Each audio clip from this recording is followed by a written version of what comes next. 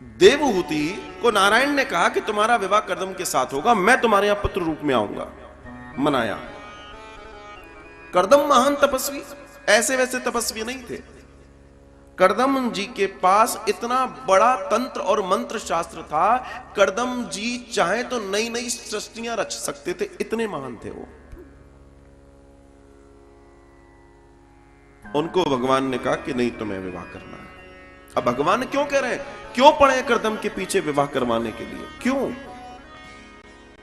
क्योंकि भगवान चाहते थे कि दोनों पुण्यात्मा हैं, ऊर्जा से भरे हुए, दोनों बड़े संपन्न हैं, इनके अंदर गुणों की महत्ता है, इनके योग से जब कोई संतान आएगी तो इस सृष्टि के लिए अच्छा होगा। पहले ये सोच के विवाह होता था। और कर्दम जी के पास जब मनु और शत्रुपा गए अपनी बेटी को लेकर, तो कर्दम जी को मालूम है ये वही लड़की है जिसके साथ मेरा विवाह होना। उसके बावजूद भी कर्दम जी को देखिए, भगवान के कहने के बावजूद भी उस लड़की की परीक्षा ले रहे हैं। ये है योगियों का मानस। 3 आसन बिछा दिए, सामने बैठिए। एक पे राजा मनु बैठ गए, एक पे शत्रुपा बैठ गए, एक खाली है।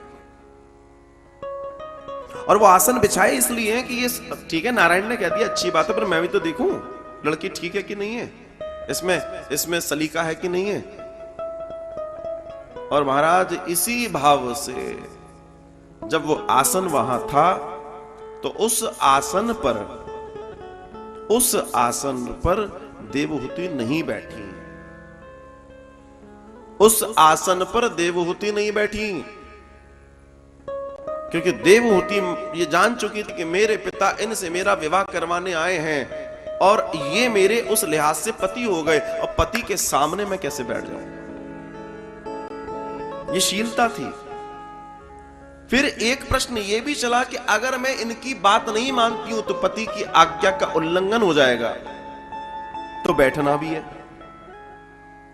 तो उस आसन के बाईं ओर देवहूति बैठ के उस आसन पे दायां हाथ रख देती है, वामांगी हो गई।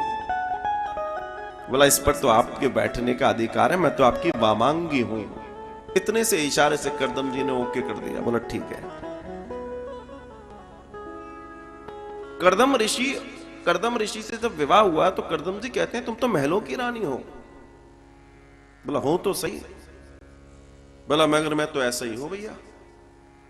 विवाह होते ऐसे ही कर्दम ने तपस्या पकड़ ली, और ऐसी तपस्या पकड़ ली कि हड्डी बिल्कुल जर्जर हो गई, बिल्कुल जर्जर। देवहूति जो चांद की तरह दमका करती थी, वो सेवा करती रही, सब धन धान्य जो रखा हुआ था सब खत्म हो गया। पेड़ों के पत्ते खाने लगी, पेड़ों की छाल खींच खींच के पीने लगी, चूसने लगी, अपने आप को जिंदा रखा, बिल्कुल ऐसी हो गई, और उनकी सेवा करती रही। यहां भी कर्दम जी उसकी परीक्षा ले रहे थे। और जब कर्दम जी ने अपने शरीर को मतलब आंखें खोली और वापस से देखा, अरे तुम्हारा ये क्या हाल हो गया। बोला बस आपकी सेवा, क्योंकि अगर आपकी सेवा में कोई कमी रह गई तो मेरे माता पिता के ऊपर आंच आएगी कि कैसी बेटी जनी जो अपने पति अपने परिवार को भी अच्छे से नहीं रख सकती। बोला ये नहीं हो सकता। कर्दम जी खुश हुए। मंत्रों का तो बड़ा मतलब बड़े सिद्ध थे। एक क्षण में वापस से खुद भी स्वस्थ हो गए और उसको भी स्वस्थ कर दिया। एक ऐसा विमान उन्होंने अपने मंत्र और तंत्र से पैदा किया जिसमें हजारों दास और दासियां थे, हजारों, कई सरोवर थे, कई वन उपवन थे उसमें एक विमान। और उस विमान की खूबसूरती यह थी कि वो हवा में भी उड़ता था, वो भूमि पर भी रह सकता था, वो जल में भी बह सकता था। ये योग की गति देखिए आप। और तब उनके साथ लगभग 1000 वर्ष तक उन्होंने विहार किया, और फिर उनको 3 सुंदर कन्याएं हुई। ये अनुसुईया, अनुदति आदि इत्यादि, ये 9 की 9 कन्याएं कर्दम जी की बेटियां हैं, देवहूति से हुई। कोई वशिष्ठ जी को गई, कोई अत्रि जी को गई। और फिर उसके बाद भगवान कपिल का प्राकट्य हुआ। तो बात वही है कि यहां बड़ी बड़ी स्थितियों को समझना है कि हम अपने परिवार, अपनी परंपराएं, अपने बच्चों के निर्माण में क्या लगा रहे हैं। और जिसने इस पर काम कर लिया मैं कहता हूं उसने सब कर लिया। आपको भगवान ने धरा पर भेजा है, भौतिक जगत है, आपको इसको भी देखना है, आपको धर्म को भी देखना है, आपको अध्यात्म को भी देखना है, आपको सब देखना है।